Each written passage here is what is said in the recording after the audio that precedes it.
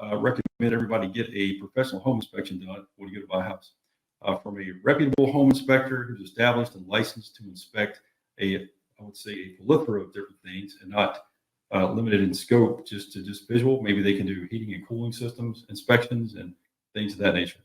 Welcome to the Got Your Six Real Estate Podcast. In the military, Got Your Six means I've got your back.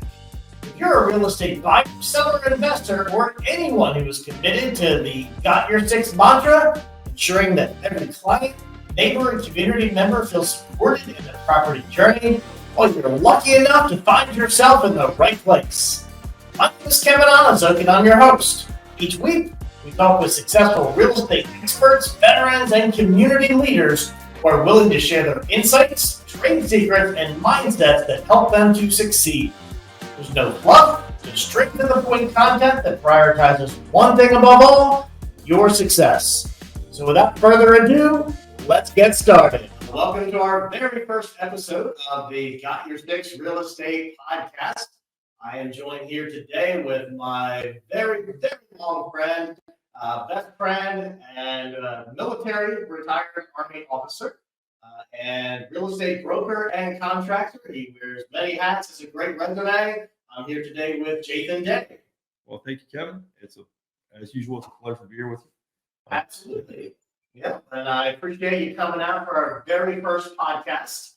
And today we're just going to kind of chat about some things going on in the real estate world, learn a little bit about you. So this is geared a lot towards the military community. So maybe start off telling us what you did in the military.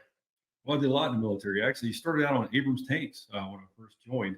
From there, had a few deployments, went to Bosnia way back in the day, for anybody who's old enough to know when that was. Then went to Task Force 21, tested out all the new equipment and everything. And from there, the Army pulled me over to recruiting command. And I was really good at it. So they kept me. And then from there, I was recommissioned and went into human resources. And from human resources, I was detailed out to public affairs where I finished out my career. So I had a whole extensive amount of experience in a lot of different fields. I was in. Cool. What's a public affairs officer do in the military, in the Army? Well, we're the liaisons for the public-facing press, like CNN, ABC, CBS. We escort them around, show them things that we're doing, prepare press releases for them so they can keep the public informed on what the military is doing. Cool. So how did you get into real estate? And what from your military career benefited you getting into real estate? Well, I've always loved real estate, and what really got me moving into it was, believe it or not, was my real estate agent when I bought my house here in the Hampton Roads area. And it's a twofold story, if you will. I thought they were terrible. I thought the agent was absolutely horrible. And at the end, I said, this guy's making a lot of money. And if this guy can be this bad and make this much money, I said, I could kill him, because I actually cared. So what actually prompted me to get into it. And then once I did, I found I really loved it. What I love about real estate the most is at the end of the day, everybody's smiling. Seller's happy they sold their house. The buyer's happy they got a brand new home. Even in renting, somebody's glad they've got a new place to live. So it's a very rewarding career field. That reminds me, here in Williamsburg, there's a company called Williamsburg Home Painting, and it was started by a guy who wanted to get his house painted. And he called contractor after contractor, painting contractor after painting contractor. No one would even call him back. So he's like, I could do this better. I don't even know how to paint a house.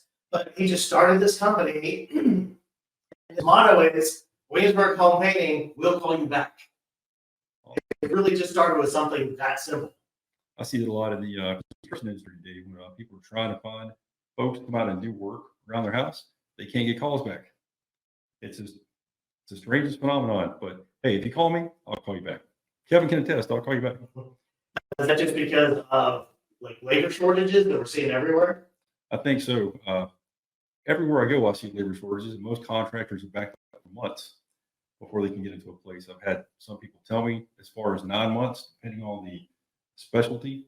There's also some material shortages out there, like vinyl siding.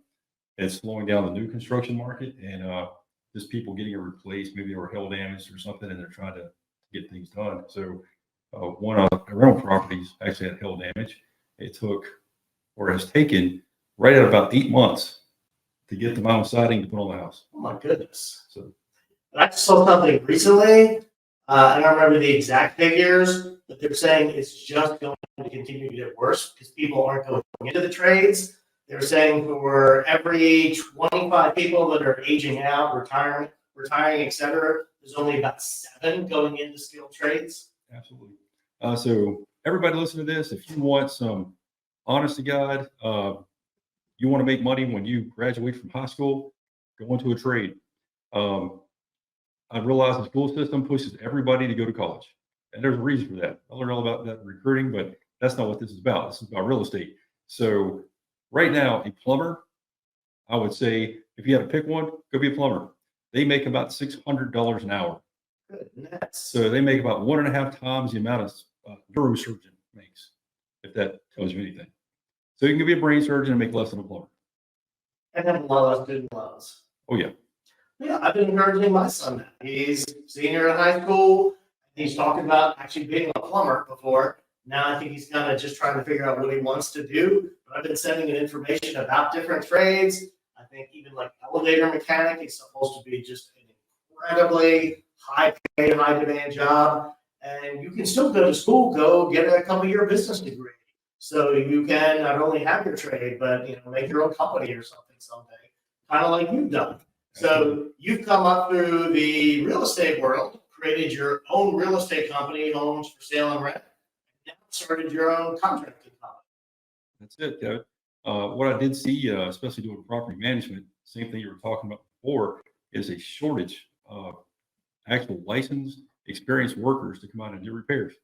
So it finally got to the point I realized, well, I know how to do all these things. So I went and got my certification and started my own company in construction to kind of alleviate some of those problems I was having in property management. So my folks that I do property management for get a discount, which they're happy about coming in. Obviously, they're already giving me the business of property management, so I give them a discount when it comes to doing repairs around their house. So it works out really good. It's a win-win situation. Hey, you and I talk about this all the time. We don't have to just talk about real estate. Where is everybody? It seems like post-pandemic, there's nobody working anywhere. We tried to get burgers up the street the other day, and they had one person running front counter, cooking, everything. Where did all the people go? Kevin, that's a really good question. I think a lot of people ask the same one because everywhere I go, I see help wanted signs in the window of every business everywhere. I just traveled to Charleston, South Carolina. Same thing there. Okay, there's a shortage of people everywhere. I went to the car wash this morning, and this is one of the bigger ones in Hampton. Typically, they have maybe 7 or 8 people working. They had 2. Wow. And those guys were struggling. I mean, hustling this morning. So, but again, like you said, I keep seeing it everywhere. I mean, you have any idea where all the people go? Are they living in their mom's basement? People got to work, right? Got to have money. So, you got me. Maybe they're all moved back home. I couldn't tell you. Yeah, I have no idea. We have my wife and I have 4 kids between us, kind of a blended family, and the kids have come home and gone, etc. But they can't all be going back home with mom and dad, and rent and housing expenses and such are high. The average car payment is over $700 a month right now. How are people making it without working? Well, I don't think they are making it. From what I saw, the number of automobile repossessions right now per day is 30,000 in the United States, which is higher than it was in the 2008 bubble housing collapse when all that occurred. So that's not a good sign. No, that's scary stuff, actually. Now, on the flip side, folks, if you're in the market for a used car, 30,000 repos a day going into the market means the price of used cars is going to do one thing, go down. Not to mention the 30,000 people that got repoed can't afford to buy a car. So that just means you're going to have a huge supply and very small demand. That means prices are going to go way down. So that's the good news, silver lining of that story. Yeah, at least there's that. Home prices probably aren't going down anytime soon. Just again, supply and demand, all the people that have been on the sidelines, so many people waiting for things to get more affordable. And with housing, it typically doesn't. Home prices historically always go up. And there's a huge bubble of people in the first-time homebuyer age group that have been sitting on the sidelines that are going to need housing soon. Absolutely. from what I'm seeing, even now with low inventory, the number of buyers still exceed the number of sellers, and the prices are continuing to rise. And as long as you've got more buyers than you have sellers, it's just going to keep going up. So the Fed has really, with their interest rate hikes, has put a hurting on buyers' capability to get a loan to buy. But I think there's a lot of people who want to be buyers that just can't afford to get into the market right now. But historically, the Federal Reserve, when adjusting interest rates, makes rash decisions. They have a tendency of going too far up, and then they realize, oops, we went too far, and then they go too far down. So we're going to get to a point the Fed's going to all of a sudden say, okay, we're just going to drop this back down to zero rates right now, and maybe negative rates. You might see that just to encourage people. But when that happens, all the sellers that have been on the sideline waiting to sell, they might start putting inventory on the market if they feel like they can sell their house and then actually afford to buy the same one they sold. So either way it goes, I see housing prices going up regardless. Yeah, I read the magic number is going to be 5.5 on the interest rate. So if somebody has a 3% on their mortgage now, they did a survey of those folks and said, well, I'm not going to sell with rates in the 7s, but I think it's in mid-5s. I might go ahead and put it on the market. And they're thinking this year, early into 2024, we might start to see that. Absolutely. Right, some of the things I want to talk about today kind of blend your real estate and contracting world. So let's talk about home buyers. We just mentioned home buyers. When I'm going out to look at a house, going out looking at several houses, when we're talking condition and the structure of the home, etc. As a home buyer, what kind of things should I be looking for? Like what are when I'm going through a house, what's a red flag that's I better look into this, or it's going to be really expensive, or something that's an opportunity. Like, okay, I can do this with a kitchen, with a bedroom, etc. And like what things that you say, we can kind of overlook that, we'll fix that later. So, having both real estate and contractor background, what are some of the things you usually recommend? Well, for starters, I recommend everybody get a professional home inspection done when you go to buy a house. From a reputable home inspector who's established and licensed to inspect a plethora of different things and not limited in scope just visual. Maybe they can do heating and cooling systems inspections and things of that nature. As far as getting a good agent, that's also very important. If you can find an agent who's a licensed Class A contractor like me, well, hey, then you get the best of both worlds, because I am looking for things in a house. You're looking at how beautiful it is, and I'm looking for what would keep you from being able to buy this house. What's wrong with it? When we get to the appraisal and the home inspection part, is this going to actually pass? Or are you going to have to worry about the foundation buckling or the roof leaking, all of those things? Now, those are things people often say people do not buy houses for air conditioning systems and for roofs, but they don't buy houses because of air conditioning systems and roofs. But nobody goes out to buy a new house looking for an AC and a roof. They go out looking for a home that they're going to be able to enjoy and have holidays there with their families and that type of thing. So I guess first and foremost, and what's most important, is make sure you get a good home inspection and don't compromise on what you would call serious repairs.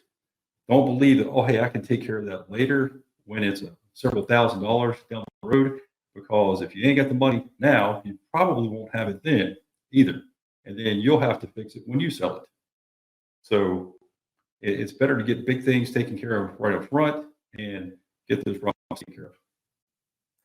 That reminded me of a story. My very first venture into real estate investing, purchased my own home, etc. But this was, probably 20 years ago. Myself and a few partners, I think it was, we purchased a house in Hampton, Shell Drive, I think it was. So we had this client, they needed to get out of this house. We're like, we're gonna purchase it, fix it up, and flip it. So we had a contractor go out there who we thought we knew decently enough, and he's like, okay, yeah, it'll cost you $20,000 in repairs, and we'll be able to get this thing going. So okay, yeah, we can make this happen. So we completed the purchase, got in there, and it was a disaster. The guy was a hoarder, had stuff everywhere. The back half of the house was an addition that wasn't properly attached to the house. it ended up being months worth of us working there, each of us 40, 50 hours a week, doing as much as we could to ourselves to save us. The contractor basically quit the job a few weeks in because he realized how bad it was. And it was just an absolute nightmare. At the end of it, between the four of us, we profited $16. So we each made $4 and we're almost back. So sometimes real estate investing is great, but that was a lot of lessons learned for sure. But it just kind of reiterates the importance of having a partner who's experienced and knows what they're doing and one you can actually trust. Absolutely. It's very important. One other thing that we get, most people don't talk about a lot anymore are those FHA 203K loans and VA 203Ks. And Kevin, you can talk a little about that, but as a contractor, basically, folks, if you find a house that does have some issues that you think maybe a kitchen renovation would make this perfect, what Kevin here is able to do is get you hooked up with a loan that's going to buy your house and pay for that renovation. And he can kind of elaborate more on how that works on the loan side of the house. But for me, you would close on the house. The lender would pay 50% of the cost to the renovation up front and the remainder once it was completed. And that actually raises the value of your property too, because you got an appraiser involved here that says, for example, if you're buying a house for $200,000 and the kitchen renovation was going to be $40,000, and so your loan total was going to be $240,000, the value of the house after the renovation has to be $240,000. So you're getting a $200,000 house and raising its value to $240,000 pretty much right after the renovation is complete. So it can put some equity in your pocket if you do this right, because sometimes the appraiser will say, hey, it might take the value to $260,000, and you can walk away with $20,000 in equity plus a new kitchen plus a new house. So, Kevin? Yeah, no, there's a lot of opportunities out there. So don't discount a house because it looks imperfect. An FHA mortgage, FHA 203K, it's a purchase plus renovations. We call it 203K just because that's the section of the law that authorizes FHA to do renovation mortgages. A regular FHA loan is 203B, and a few lines down, 203K says you can finance in improvements. So it can be stuff such as a new roof, a new air conditioner, but it could also be that 3-bedroom needs to become a 4-bedroom, or the kitchen needs to be refinanced. There's just not much of a limit on what you can do other than luxury items. So you can't put in swimming pools, you can't put in luxury items into the home, but things to make it fit your family, make it livable, add an in-law suite, whatever it may be, those you can do. There's, as you mentioned, the PA version, there's the conventional version. So don't let conditions stop you, especially in a market with limited inventory. So as a seller, say I'm a seller, I'm looking around my house, want to put it on the market. What are some repairs and improvements that are going to best add to the marketability of my house? Like, what do you recommend before getting a house ready for sale? Well, first and foremost is the what I would call the showability of the house. I often tell sellers there's 3 types of value in the real estate market. And the first type is going to be the actual fair market value. So you can look on Zillow and it'll give you an estimation of your fair market value and that type of thing. But just because a house's fair market value is $200,000 doesn't mean it can sell. People will come and look at it all day and go, ooh, I'm not buying this, and keep walking, go somewhere else. Because the house's showability, it just shows terribly. Nobody wants to take the mess to try and fix it up. So your second type of value you've got in a real estate market is cost. If this thing was to burn down today, what would it cost to rebuild it? And the people who are concerned about that's your insurance company. They want to know what the cost value is. And then there's the third, and what I consider the most important value in real estate, and I call that the wow factor. The difference is when somebody walks in the front door, do they go, or do they go, wow, this is great. So the best thing a seller can do is try and add a wow factor to their house. Little things, when you go to show it, do the touch-up painting. Make sure it matches. If it doesn't match, paint the hole, okay? Make sure that it is clean. Make sure the appliances are clean. You don't have food grime all over things. Make sure it smells good. Get those Blade plug-ins, put them in the wall. That's something that's overlooked a lot, but when you walk in, a little known psychological fact, when you smell something good, you involuntarily breathe deeper. When you breathe deeper, you become relaxed. When you're relaxed, you're more open to what you're looking at. They do this in car dealerships. They put the scents in the cars when you sit in them. So if that new car smell, even on used car, it smells like a new car for some reason, because they put that smell in there thinking, I'm getting a new car, even though it's not. They call it pre-owned. So little things like that, the smell, the appearance, the cleanliness of the property makes a huge difference. That made me think, whenever you're talking, makes me think of like how I can relate it in my life. The Virginia Beach Marriott. So the Virginia Beach Oceanfront, there's a new Marriott. When you walk into that lobby, the smell just overcomes you. It just we love it so much that my wife went up and asked what the smell was. They sell it, and now we buy that and have like a little scenty sticks and a little puffy thing or whatever. Mm-hmm. We have it in our house, because it's just such a welcoming feel, and you walk in, and immediately it changes your mindset. Absolutely. Yeah. And I also agree with the wow factor when you first walk in, because your first impression is huge. We own some rental properties, short-term rentals, and that's really one of our focus. We want them to walk in the door and be like, whoa, this is awesome. And that sets the tone for the entire visit. Absolutely.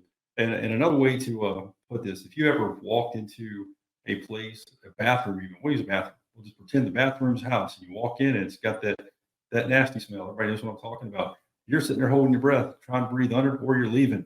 Like, I can hold it. I'll wait till later and go somewhere else. Well, the same thing happens if you walk into a house and there's a bad odor. Nobody's going to stick around. They're going to walk in, they're going to smell it, they're going to leave. So smell is incredibly important. And sometimes in cellar, if you've got pets, you may not smell the pet odor. However, people who don't have pets will smell it immediately when they come in.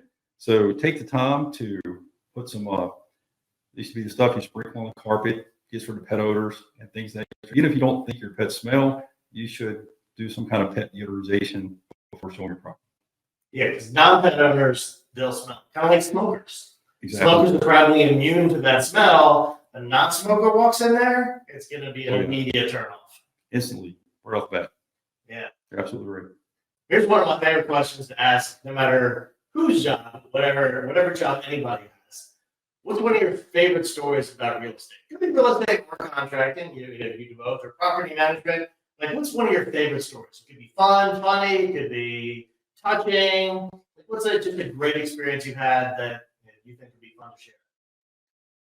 Kevin, I've got so many of them. It's hard to pick one favorite, but since today is my wedding anniversary after 8 years. Oh, happy anniversary. And thank you. I was your best man at your wedding, just so folks know. So we've been very, very close friends, best friends for a long time. It's probably about a decade, right? Exactly. Almost, well, actually over a decade. Yeah. We've been friends since 2010, I believe, if I'm not mistaken. So 13 years. It all blends. It does. My wife and I talk about that all the time. Was that 2 years ago or 12 years ago? It's hard to even have that concept as you get older. Absolutely. And for anybody listening or watching this, he totally remembered my anniversary. Okay, just saying.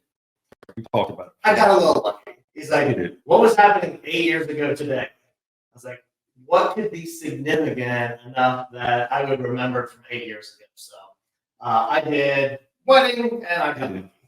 He nailed it right off the bat. He knew. He was just keeping it in his pocket, like, oh, Jathan's probably going to ask me about this. We're going to see. So, but my wife went and got her real estate license and joined me in real estate. So I think the day she got a real estate license and we started working together as a husband and wife team in real estate was probably my favorite memory of starting the business and building it together. I convinced my wife to come into the business. I don't know if that would be necessarily a good thing for us, though. It's kind of our one thing we do differently to have at least a little bit of our own interest, everything. Otherwise, outside of work, we are tied to the hip all the time. But then I guess my real concern is, if she's my work partner, then if we're going away on vacation, the whole team is going away on vacation For sure. and there's nobody to cover. You do have other teammates with homes for sale and rent that that you can rely on when you and LaShonda decide to go do your thing. Absolutely. And it's a real benefit having good agents working with you, and especially my company. They come from a myriad of different experiences. I actually have other Class A contractor agents that work with me in my company as well. So you don't depend on just me. They got great people to point you to. They're experts in different areas that can really be beneficial depending on what kind of home you're looking for, whether maybe not even a home, if it's commercial real estate. We've got folks, including myself, that are experienced in that, can help you find a commercial space as well. So, and we can point you in the right direction for whatever you need, whatever you're looking for. Cool. Well, we can kind of chit chat a bit more, or hey, why don't we kind of wrap up with asking somebody new coming to this area, somebody PCSing in, what's your favorite thing about this area? Why should somebody be excited about moving here? You should be really excited about moving to Hampton Roads. This area, well, first of all, has got the highest concentration of military and veterans anywhere in the United States of America. So you will find that this whole area is very military friendly. Most places offer military discount everywhere. We have some of the best entertainment venues of anywhere in the Commonwealth of Virginia or in probably the tri-state area. We've got Busch Gardens, Williamsburg, which is a favorite for a lot of people around here. It's 6,000 acres of fun. And they do different themes throughout the year, from just summer fun to what they call Hallow Scream to Christmas Town to celebrating St. Patrick's Day for several months there, leading up to the beginning of the year. You have beaches everywhere, not just Virginia Beach. You've got Yorktown Beach and Huntington Beach and Buckrow Beach, and there's beaches galore. So if you like the beach, if you like outdoor activities, we've got you covered. There's just everything from A to Z to do. I agree. I'm originally from Delaware, moved up and down the East Coast a bit with my career, and we don't hold that against you either. Fighting blue heads. And this is the best place I've ever been. I love Virginia. The climate doesn't get too hot in the summer, doesn't get too cold in the winter, and there's just so much to do here. From the beach to the mountains, you've got the city of Richmond if you're looking for the urban experience. It's just a little bit of everything in Virginia, and here in Hampton Roads, so much to do and so many great places to raise a family. Absolutely, Kevin. So yeah, I'd encourage anybody. A lot of folks come here, and so that's why we get the highest concentration of veterans and military in the entire country, because people come here and they retire and they stay. They don't leave the area. Well, Jathan Day, owner of Homes for Sale and Rent, managing broker, and what's your contracting company's name? It's the Professional Handyman, also known as TPH Virginia for short, but Professional Handyman. Class A contractor, right? Yes, sir. So if folks are looking for some help in buying, selling, doing some home repairs and improvements, how can they get a hold of you? They can just reach out to me via text or my telephone number at 757-508-2482. Cool, man. That should be my first guest. Thank you for having me. And we'll have you back, once we work out the kinks and make sure that everything goes super fun and smooth. So we'll look forward to having you back again. So thanks for being our very first. Well, thank you. That wraps up another episode of Got Your Six Real Estate Podcast. Remember, you can find new episodes every week at GotYour6RealEstatePodcast.com. And if you found value in today's insights, please subscribe, rate, and review on your favorite podcast platform. Until next week, this is Kevin Onizuk, and remember, we've got your six.